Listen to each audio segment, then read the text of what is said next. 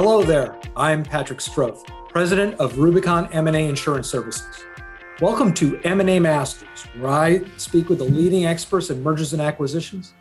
And we're all about one thing here, that's a clean exit for owners, founders, and their investors.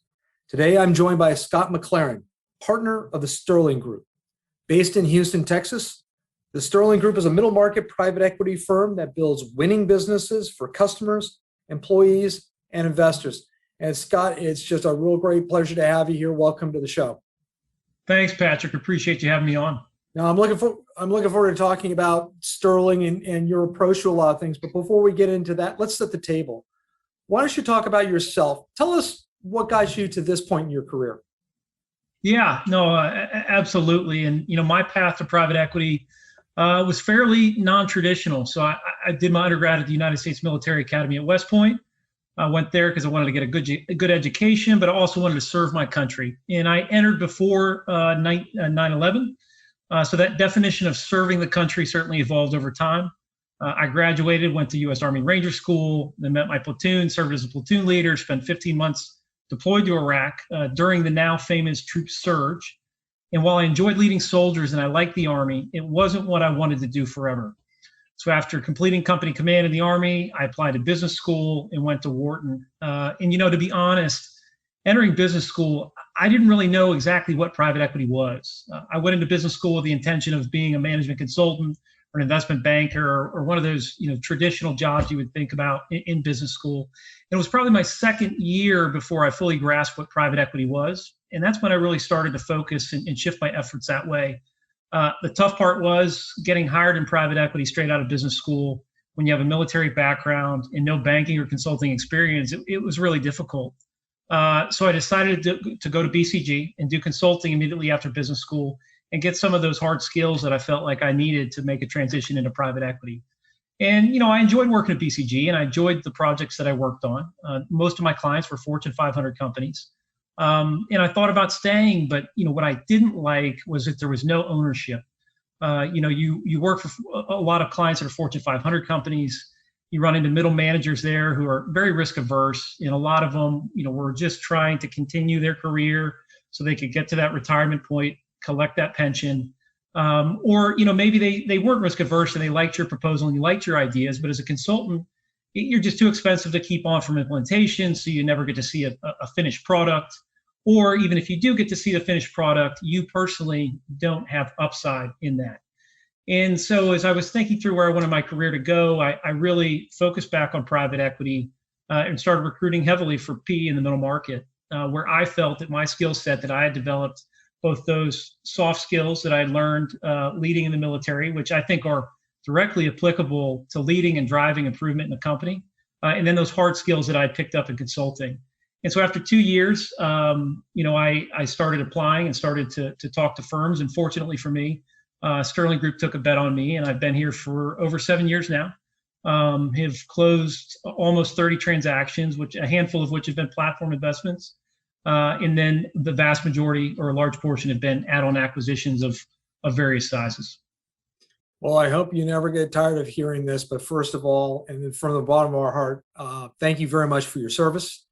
And good for you to see how you progress through this from zero background into creating opportunities for yourself. And I completely understand if you get to a point where you want to have passion and you want to make a change or make a difference, or at least have some kind of impact that you could feel. You just kept looking, you didn't just settle down on that. So that brings you over to the Sterling Group. And as you let's talk about Sterling Group, but from what you and I gathered in our first conversation, it's among, if not the oldest private equity firm in the country. So tell us about Sterling. Sure. So the Sterling Group, we are a Houston, Texas-based, operationally focused middle market private equity firm. We make control investments in the industrial sector.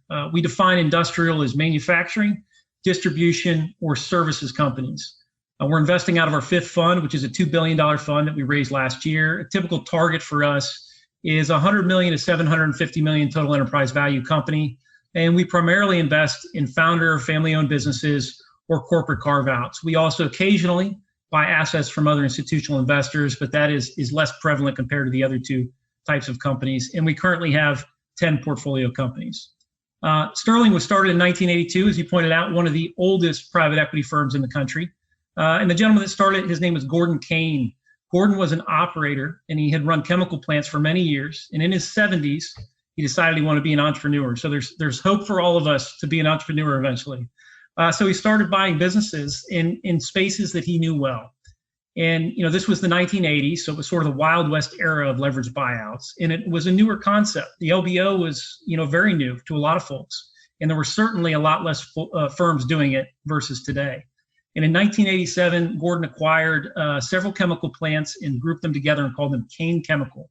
He paid about $1 billion at the time, got 97.5% leverage from a bank on the deal, something you could never do in today's LBO market as things have progressed. But again, sort of the Wild West era. And he put $25 million of equity on top of that for the total purchase price. They bought the companies.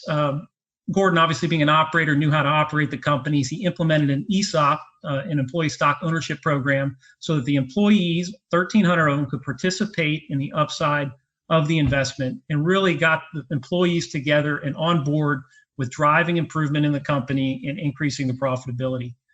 Less than a year later, they sold the business for $2 billion to Occidental, so they made 44 times their original investment. More than 1,000 employees made $100,000. 57 became millionaires. And keep in mind, that's in 1988 dollars, when those amounts were fairly significant. Not that they're not significant now, but that's big money for sure. Yeah, that's real money. Yes. Yep.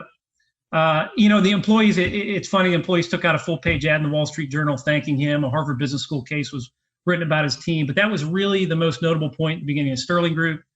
And they continue to operate and do deals all the way up until 2001 in sort of what I would call pass the hat fashion. So, they would go talk to a company about buying them, doing an LBO.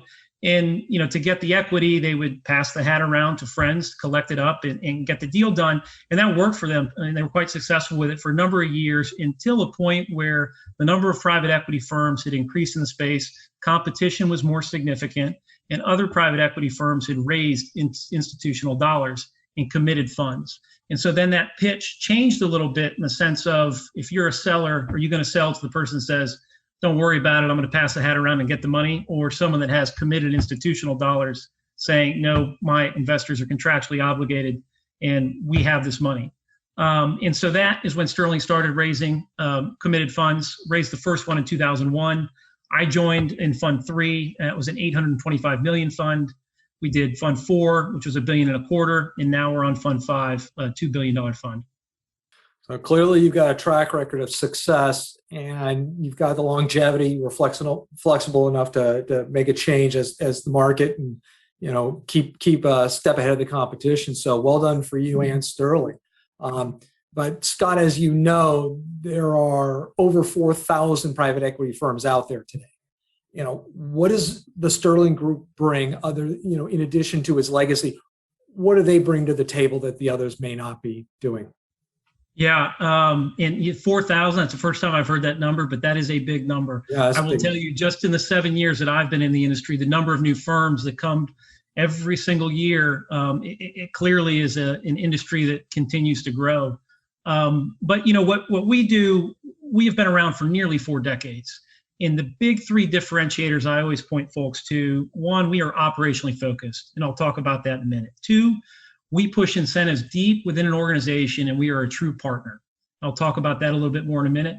And then lastly, we have almost 40 years of experience. And through those 40 years, we've interacted with a variety of different companies on a variety of different initiatives. And we have a playbook that we can bring to the table that we know helps to generate and create value. Just on that first point, operationally focused, I think a lot of private equity firms like to say they're operationally focused, and folks say, well, what does that mean? And the firm saying it, are they actually truly operationally focused? And I'll tell you what that means to us at Sterling. And look, we invest in industries that are inherently not sexy, and we find that exciting. I mean, we own companies that make trailer axles, that make bathtubs. I mean, things that you just don't think about, but we all love it. We're all operators at heart. We roll up our sleeves and we get to work right alongside our management team. Just an example of this, we have a program that we call the Year Away, and this is a little unique compared to all of our peers. I don't know anybody else that does it, but every investment professional that joins us out of their MBA program, we send to a portfolio company for a year where they embed with a management team and they work on the most important initiatives at the company and report to that CEO at the management team. And we do this for a variety of reasons, but we think it's a very invaluable experience because it allows our people to learn how to drive change and improve an organization and create value at a middle market industrial company, which is an environment, I can tell you, I spent my year away. It is different than the Army. It is different than certainly working in an investment bank in New York. It is different than being a consultant for a Fortune 500 company. And it's an experience as an investor. If you're out there looking and partnering with middle market industrial companies, you ought to have that on your resume in order to be really a true partner and understand the companies and the way they function and what is feasible to get done with those companies when you invest and partner with them. I think before you get into the next part, clearly operational is in your DNA just from the founder story, okay? And yep. To incorporate and inculcate your investing executives in there where you're embedding them for a year, that only builds familiarity for the professional that's in there. That gets familiarity from the management team that's working with them. And it just shows you're going to have some additional loyalty and commitment that's in there, both sides, because of that year away. So I would picture, the physician being sent off to Alaska, once he got his degree and he's stuck there for a year. But I think is a very, very positive and unique way. And you're walking the walk with your own people. So I think that's fantastic. Agreed. No, it's everybody that's done their year away comes back, I think, with a completely different perspective about what is feasible. And you'll never look at investment the same way. You'll never look at a middle market company the same way. And we've never had a CEO turn down the opportunity to have a post MBA quality investment professional join their team and report to them for a year. Could be because we pay for it, but it also could be because they know that person's driving value. But it's been a really successful program for us in developing our folks here at Sterling. Great. And then now your next point, the second one. Yeah. So we push incentives deep within the organization because we want to be a true partner. Just like Gordon did in the 80s with the ESOP. And of course, we don't do ESOPs now. There's some tax implications to that. Mm-hmm. But one of our big tenets is to push options and equity deep in our portfolio companies so the employees can participate in the upside. We think managers who are owners operate with a different mentality and they're able to embrace improvement initiatives and incentivize to grow profitability. And option payouts at our companies can be, quite large. Had a deal that we exited recently that I was involved in. We had over 80 option holders, and those 80 option holders made more than $30 million in option proceeds. Mm. And so, for some of these managers, it can be a life-changing amount of money. It can pay off mortgages. And you see people understand that at the beginning of your investment, and they will work hard and drive toward that goal of an exit, of growing the business, of improving the business to get an exit in order to achieve that. And it's that is probably one of my favorite parts of the job, to be honest. I think it's also a real generous move. I mean, it's strategically brilliant because if you've got buy-in from the rank and file, okay, and you're all going in the same direction, you've got commonness of purpose. What better way to do it? And then you get the outcome. I think the other thing that you touched on this, and I sincerely believe this, is that mergers and acquisitions represent the most exciting business event out there. Yes. Okay, some people would argue as IPOs. I think nothing has a greater chance of being a life-changing or even generational change than a M&A transaction. And I'll tell you, Scott, if you and I are doing our jobs, these life-changing events happen. They happen faster, they happen cheaper, they happen simpler, and they're happier. And who wouldn't want to be part of that? Agreed. Couldn't agree more, Patrick. Absolutely. And then just lastly, so 40 years of experience here at Sterling. And at Sterling, we have what's called our 7 levers, which are the 7 areas over the last 35 to 40 years where we've learned there are opportunities to drive value creation. So we sit down with the companies that we partner with, and we go through an entire strategic plan and lay out when we're going to pull each one of these 7 levers throughout the life cycle of that investment and get the employees and the managers on board with doing that. And we have experience from other companies where we've done this, and can leverage that experience from the past to help the companies that we're working with now to increase the probability of success on pulling each one of those levers successfully and growing the business. And so for me, those are the three big areas where I think we differentiate ourselves. You talk to other people, they may have different opinions, but those are the three that we certainly focus on. Well, now tell me, as we talk about mergers and acquisitions, and usually, the folks on the outside of M&A think of M&A as what they read in the newspaper, where you have Amazon buys Whole Foods. And in reality, it is a group of people choosing to work with another group of people. And the objective is 1 + 1 = 5 or 6. Yep. However, these deals don't happen in a vacuum. There's risk. And when you've got human beings involved, you've got, fear, greed, worry, a lot of these elements out there that the outside world doesn't know about. And, quite frankly, a lot of the target owners and founders who don't go through M&A day in and day out, they get surprised when they go through a due diligence process. And then at the end of that, they get informed by their attorney, well, here's this indemnification provision we need to talk about. And then they learn, wait a minute, I'm personally liable financially to my buyer if something I have no idea about and they didn't find in diligence cost them money post deal. Wait a minute, and all of a sudden you get that injection that you're not able to hide behind a corporate veil. Your future, your wealth is at risk, and that can create not only worry and fear but some distrust. And the tragedy is that these types of interruptions and so forth, they're reasonable, but they're avoidable. I mean, on the buyer side, look, they don't want to be stuck holding a lemon. And on the seller side, they don't want to be, on the hook indefinitely for things that are out of their control. And they'll protest, but an experienced buyer is going to say, well, you know what, you're asking me to bet tens of millions of dollars that your memory is perfect. And I just can't do that. Well, what's been nice is that the insurance industry came in a few years ago and introduced a product called reps and warranties insurance. And what it does is it looks at the seller reps in the purchase and sale agreement, polls the buyer to find out what diligence the buyer did to make sure those reps were as accurate as possible. And then they say, hey, for a couple bucks, if something blows up and buyer, you suffer financially, don't go to the seller, come to us. We will give you a check, just show us the loss and we will go. Buyer has certainty of recovery, so their downside has now been hedged. They also avoid the real uncomfortable situation of having to claw back funds from their seller. On the sell side, number one, they get more cash at closing because rather than having a large chunk of funds being set aside in an escrow account for cash on hand, the insurance policy covers 90% of that.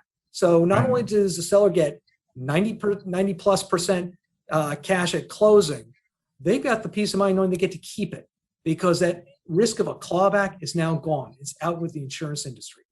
And it's revolutionized mergers and acquisitions to the point where while your targets are for your platforms are $100 million transaction value and up, you've been very, very active in add-ons, deals that are way under 100 million, probably as low as 15 to 20 million.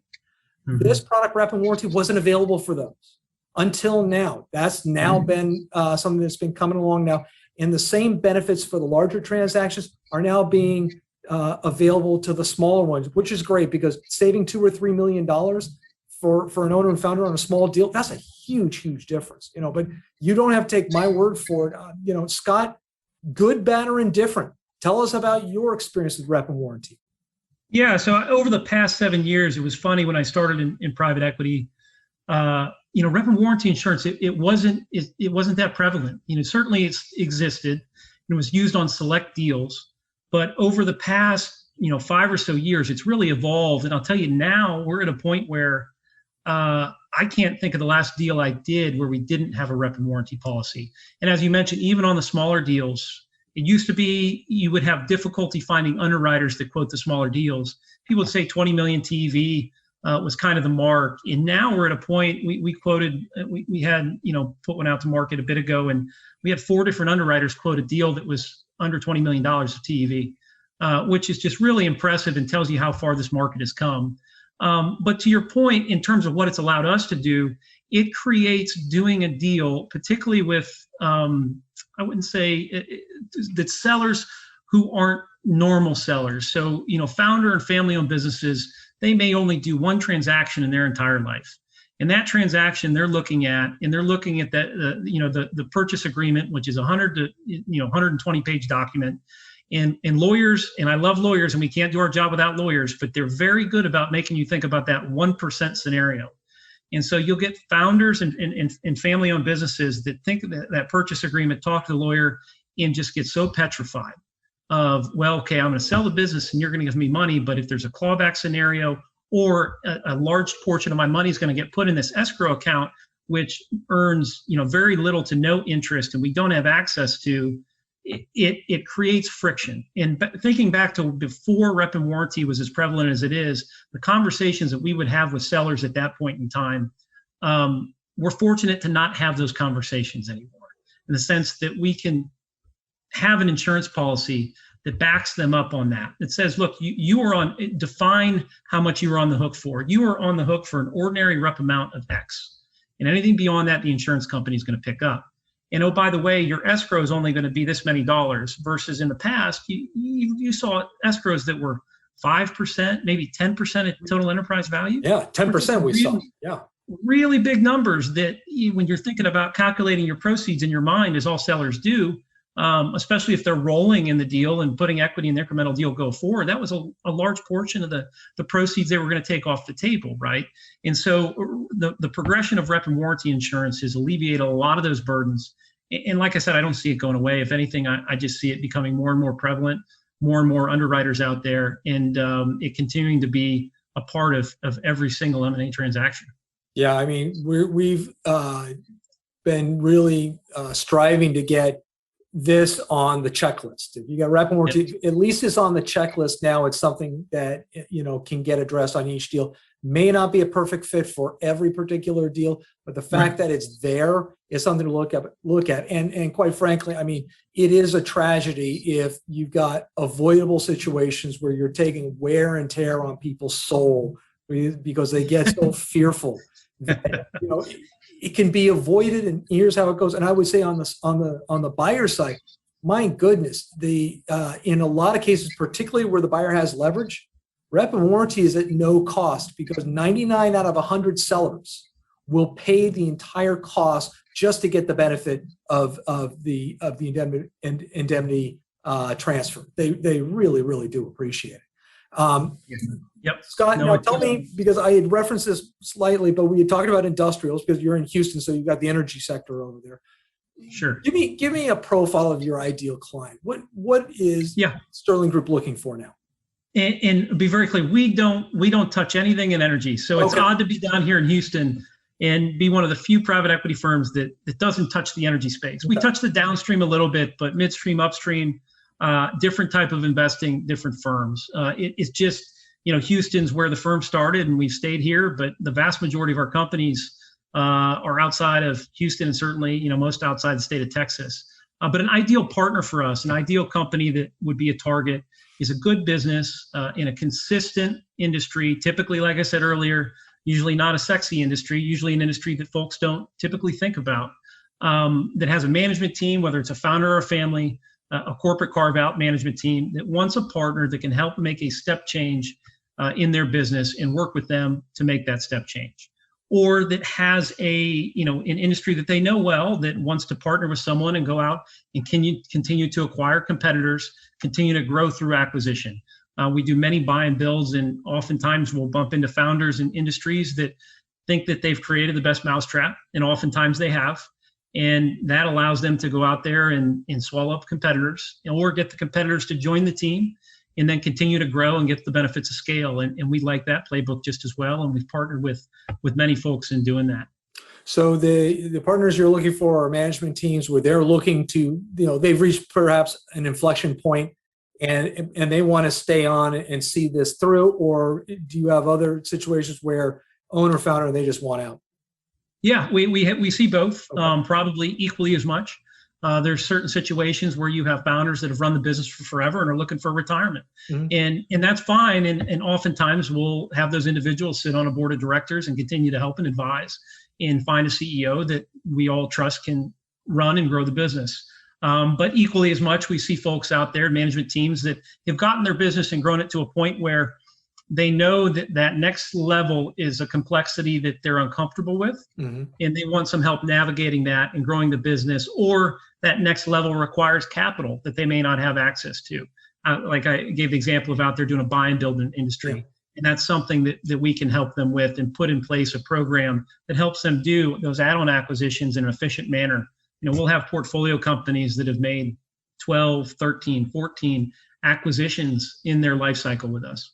I mean, it's just, I can imagine the inflection point for them is they're too big to be small, but they're too small to be enterprise. Yeah, that's a good way to put it. Agreed. In looking at enterprise, it can be daunting sometimes. And, for sure. and that's the resource that private equity provides on that. So that's fantastic. Not to mention the second bite of the apple for owners and founders. So there's a real great value proposition, which is why you've got the big growth in these PE firms by number and so forth. Now, Scott, Agreed. we're well into 2021 right now. We can see hopefully the beginning of the end of the pandemic. Give me your thoughts on what trends do you see for manufacturers or for the industrials, for Sterling Group, as we go through into the next year or two? What do you see down the road? Yeah, I know it's a good question. We'll see. I can make some predictions. Who knows if we'll be right? I would say in the deal-making environment first, I think we see a return to in-person meetings. We have been doing deals throughout the pandemic. I closed a couple last year. We've closed a couple at the beginning of this year. And it started off a lot of Zoom meetings and folks, but it's really hard to get to know management team over Zoom. And there is not a replacement for an in-person meeting when you're getting to know a management team and getting to know a partner that's going to be a significant partner for the next 5, 6, 7 years of your company's life, right? So I see us returning back to these in-person management meetings, and we'll see how that goes. I think there are other folks that disagree, but we'll see. And I think the pace of deals right now, it's already back to, I think, pre-pandemic levels. The number of deals out in the market right now has been surprising. From a more macro perspective, I can tell you what I'd really like to see. I would really like to see us get an infrastructure bill done. Investment in infrastructure would be very beneficial to some of our companies that we own in the space, and I think much needed for us. So we'll see how that turns out, but it would be a nice tailwind to the current environment we're seeing with our businesses. Well, for any of you out there that are in the industrial sector and you're looking for some way to partner up and get past that inflection point, you really should look at the Sterling Group. Scott MacLaren, how can our audience members reach you? How can they find you? Yeah, so our webpage is www.sterling-group.com. And I'm on there. My email's on there. Feel free to reach out. Happy to talk to anybody and certainly always happy to talk to any potential companies out there thinking of partnership. Yeah, let me highlight that also with the website, because there's more than one Sterling out there in the financial sector. So it is sterling-group.com. And Scott, absolute pleasure meeting you. Great to hear about the story. Again, thanks for your service, and we wish you all the best going forward. Okay, thank you. Thank you. You too, Patrick. Take care.